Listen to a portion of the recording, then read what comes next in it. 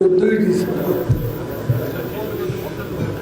আমাদের প্রোগ্রাম আগেই আমরা ঘোষণা করেছি, তবে আজকে আমরা আবারও আমাদের নেতা কর্মীদের এই দিবসটির ভাব গাম্ভীর্য এবং তাৎপর্য বজায় রেখে যথাযথ মর্যাদায় শহীদ বুদ্ধিজীবী দিবস পালনের জন্য আহ্বান জানাচ্ছি। আমাদের কর্মসূচি সকালবেলা আপনারা জানেন বীরপুরে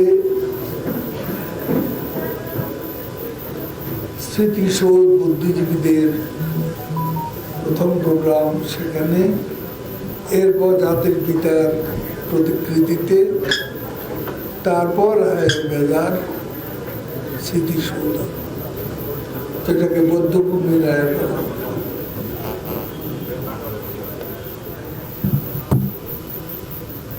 16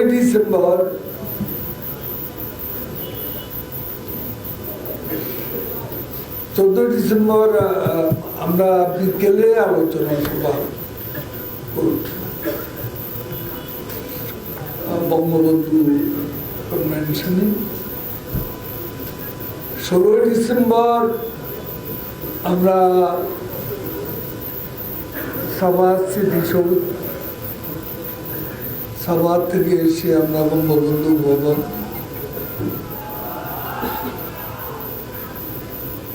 আমাদের প্রোগ্রাম, তারপর আমরা সেদিন আলোচনা সভা আমরা করছি না। 17 তারিখ আমাদের আলোচনা সভা বঙ্গবন্ধু কনভেনশনে বিকেলে অনুষ্ঠিত হবে। আমাদের নেত্রী সভাপতিত্ব করবেন।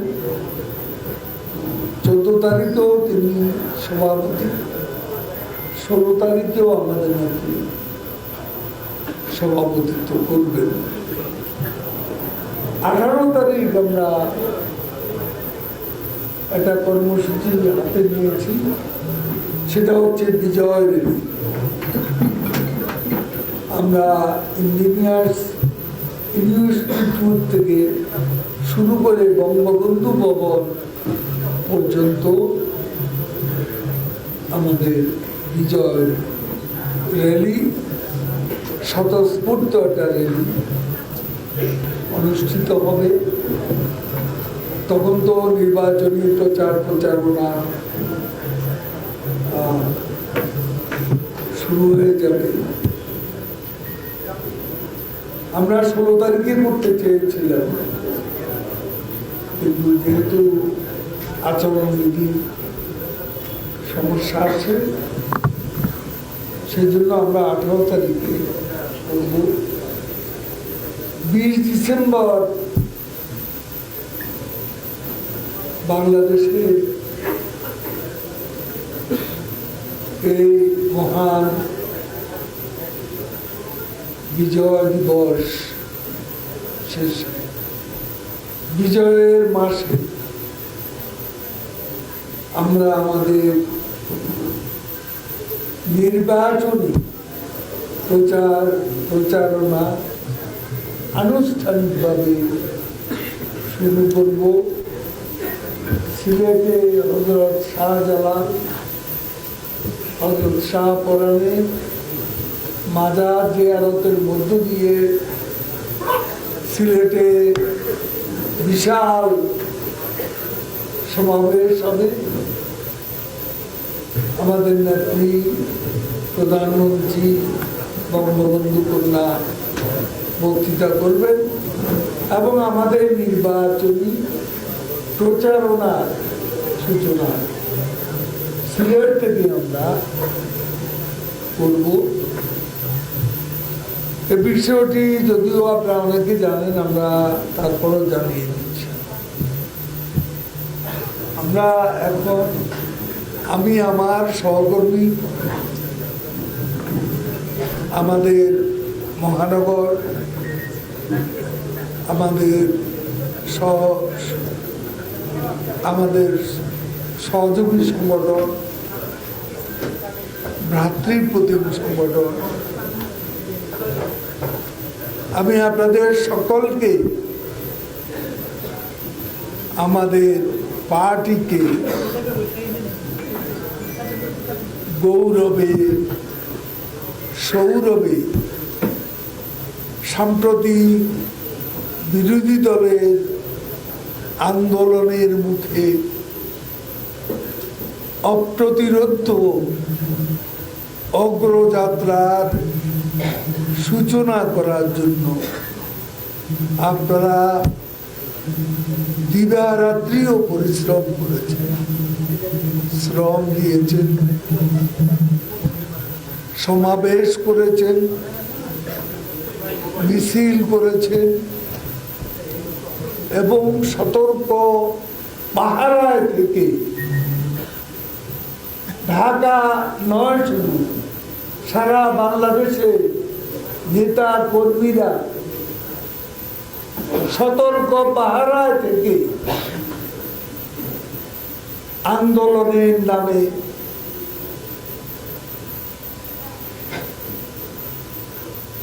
বিরোধী দল বিএনপির নেতৃত্বে সারা দেশে বিশৃঙ্খলা সৃষ্টি করছিল। আসল উদ্দেশ্য নির্বাচন করতে না দেয়, তাদের এক দফা না মানলে নির্বাচন হবে, চ্যালেঞ্জ ছুঁয়ে দিয়েছে। সেখানে কিন্তু আমাদের নেতা কর্মীরা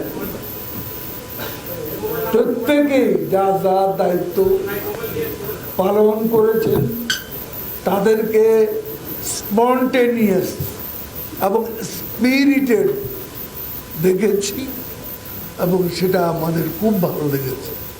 নেতা কর্মীরা সবাই শেখ হাসিনার নেতৃত্বে, আমরা তখন কেউ নেতা নয়, আমরা কর্মী হয়ে গিয়েছিলাম এবং সতর্ক পাহারা সবাই যোগ দিয়েছে।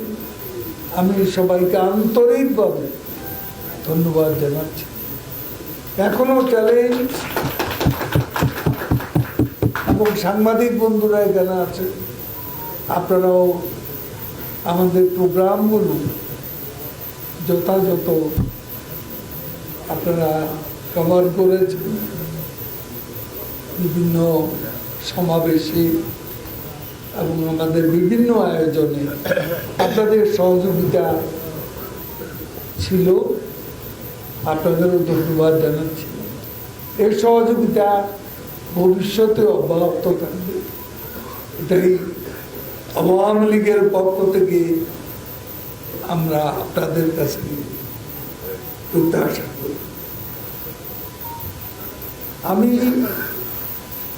বারবারই একটা কথা বলি যে দেখুন, আমরা অতিরিক্ত কিছু চাই না। আমরা দল হিসেবে আমাদের যা প্রাপ্য, আমাদের ডিউটা আমাদের,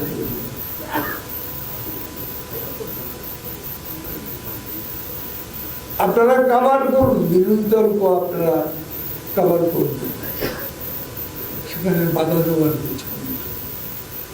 কিন্তু একটা বিষয়ে আমি অত্যন্ত দুঃখ নিয়ে কথাটা বলছি। আমরা এখানে দক্ষিণ গেটে মানবাধিকার দিবস উপলক্ষে বিশাল সমাবেশে আমরা আয়োজন করেছিলাম। আমরা নির্বাচন কমিশনকে চিঠি দিয়েছি। নির্বাচন কমিশন আমাদের বাইরে সমাবেশ করতে বারণ করেছে। আমরা কিন্তু তাদের অনুরোধ সম্মানের সঙ্গে আমরা রক্ষা করেছি। কিন্তু যারা নির্বাচনের বিরোধী শক্তি, নির্বাচন পণ্ড করার জন্য নাশকতা করছে,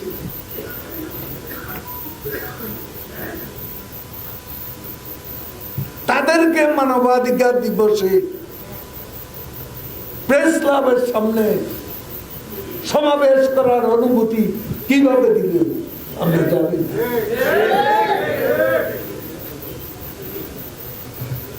আমরা পেলাম না।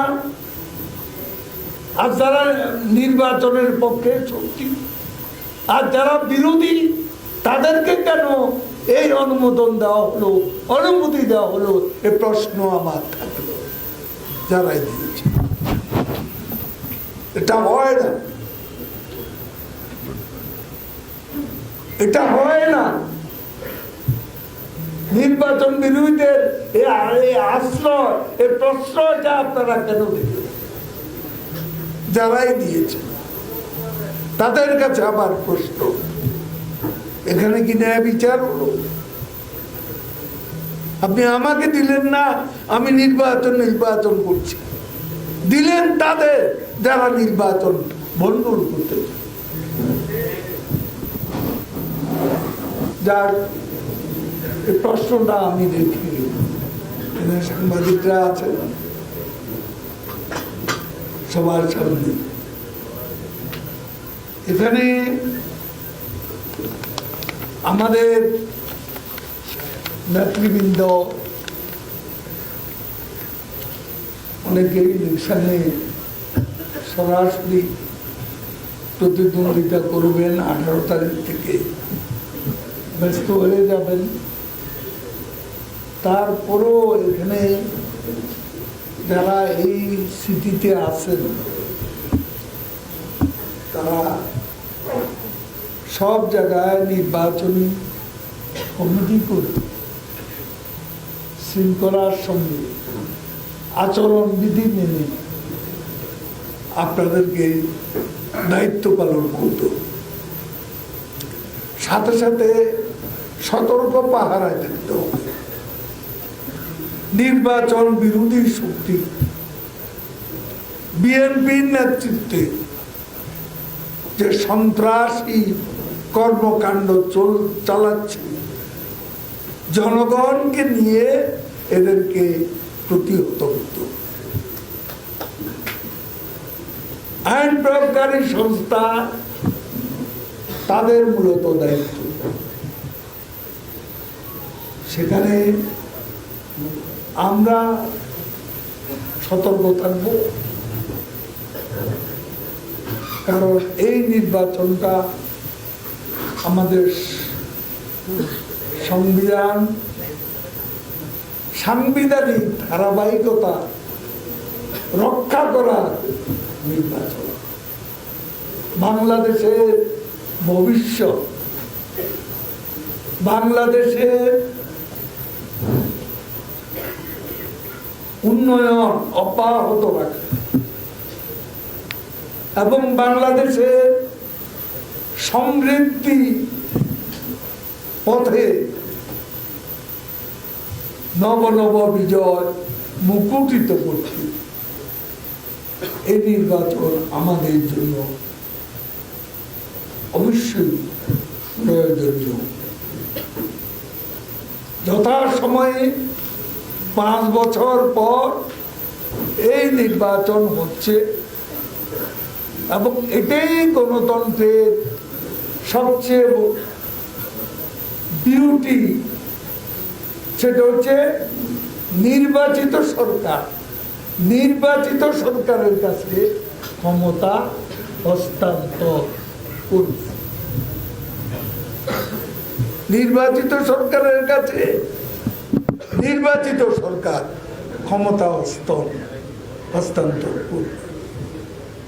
টাউন আউট নিয়ে অনেকে অনেক কথা বলতে পারে। এই নির্বাচনে ভোটার উপস্থিতি অবশ্যই চোখে পড়ার মতো দৃশ্যমান হবে ভোটার উপস্থিতি। আমরা দুনিয়ার অন্যান্য গণতান্ত্রিক দেশের তুলনা এবারকার টার্ন আউট আমরা বিশ্বাস করি ভালোই হবে। স্বতন্ত্র প্রার্থীরাও আছে এবং বিভিন্ন দল প্রতিদ্বন্দ্বিতা করছে। 28টি নিবন্ধিত দল এই নির্বাচনে অংশগ্রহণ করছে। আমরা আশা করি নির্বাচনে সারা বাংলাদেশে একটা জাগরণ, সারা বাংলাদেশে নির্বাচনের পক্ষে যে সুবাতাস বইতে শুরু করেছে, এটা সত্যি এতটা হবে আমরা বিশ্বাস করতে পারি। আজকে হরতাল ডাকে, অবরোধ ডাকে, রাস্তায় জানলো, হাইওয়েতে যাবে, এরকম হরতাল আর অবরোধ তারা ডাকছে। তারপরও সন্ত্রাস করতে তো বেশি লোক লাগে না, অতর্কিতে গুপ্ত হামলা করার জন্য বেশি লোক লাগে না। সেই অপকর্ম তারা করে যাচ্ছে। আমরা আছি, যেমন ছিলাম সতর্ক, তখন অনেকেই ভেবেছিল বিরোধী দল বোধহয় বিশাল আয়োজন করে সব পণ্ড করে দিচ্ছে। আমরাই জিতেছি। সমাবেশ আমরাই করেছি, সবচেয়ে বড় সমাবেশ। সরকারি দল এত বড় সমাবেশ করবে এটা কেউ ভাবতেও পারে। আমরা অনেক বড় বড় সমাবেশ, লাস্ট এই দক্ষিণ গেটে, ওদিকে চলে গেছে, এদিকে নবাবপুর, ওইদিকে চলে গেছে দোয়েল চত্বরে পর্যন্ত জনতার উপস্থিতি, হাজার হাজার মানুষ এসেছে এবং কয়েক লাখ লোকের সমাবেশ ঘটেছিল এই সিটিতে। বিএনপি দিনে দিনে তারা বুঝতে পারছিল যে জনগণের যেভাবে সরকারি দলের সমাবেশে উপস্থিতি, সেটা তাদের হতাশ করেছে এবং হতাশা থেকে তারা 28 তারিখে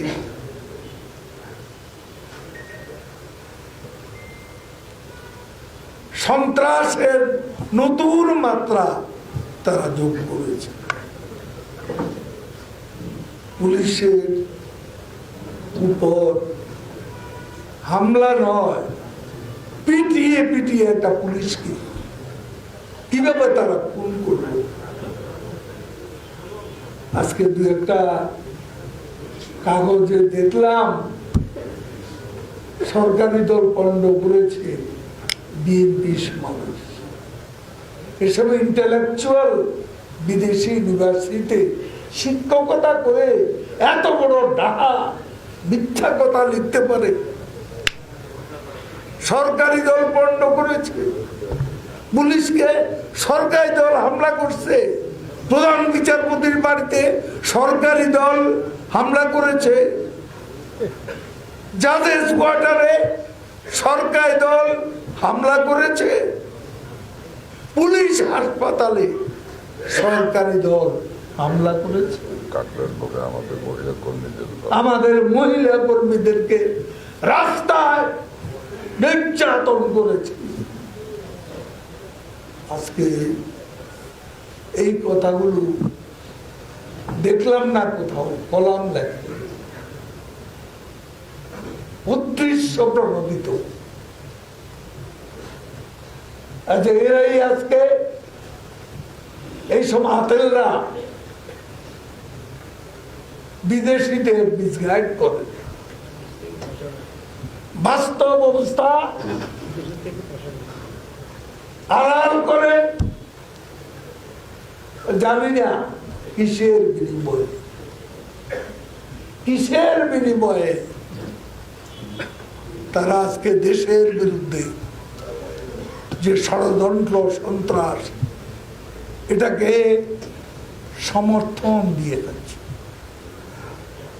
আমি সাংবাদিক ভাইদেরও, ভাই বোনদেরও বলি, আপনাদেরও দায়িত্ব আছে। 34 জন সাংবাদিক সেদিন আহত হয়েছে। সাংবাদিকরা নিস্তার পায়নি, হামলা হয়েছে। কাজে এ অশুভ শক্তি শুধু দেশের নয়, সাংবাদিকদেরও শত্রু। এরা সাংবাদিকদেরও শত্রু। এদের পক্ষে আপনারা যদি বায়াস্ট হয়ে কিছু লেখেন, সেটা হবে অত্যন্ত দুঃখজনক, দুর্ভাগ্যজনক। এবং এ ধরনের আর্টিকেল, এ ধরনের নিবন্ধ কিভাবে ছাপা হয় আমরা জানি।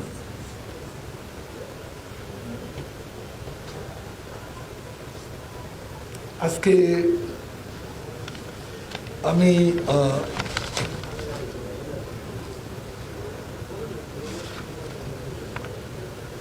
আমাদের নেতা কর্মীদের বলবো যে আপনারা যেখানে যার এলাকা সেখানে আপনারা নির্বাচনী দায়িত্ব পালন করবেন, নির্বাচনী আচরণবিধি মেনে চলবেন এবং নির্বাচনটা যাতে শান্তিপূর্ণ হয় সে ব্যাপারে আমাদের পার্টির নেতা কর্মীদেরও অবদান। আপনাদেরকেও ষড়যন্ত্রকারীদের বিরুদ্ধে সতর্ক থাকতে হবে এবং এই 7ই জানুয়ারি পর্যন্ত একটা চ্যালেঞ্জিং টাইম। এ সময় আমাদের অতিক্রম করতে হবে। বিজয়ের মাসে বিজয়ের স্পিরিট,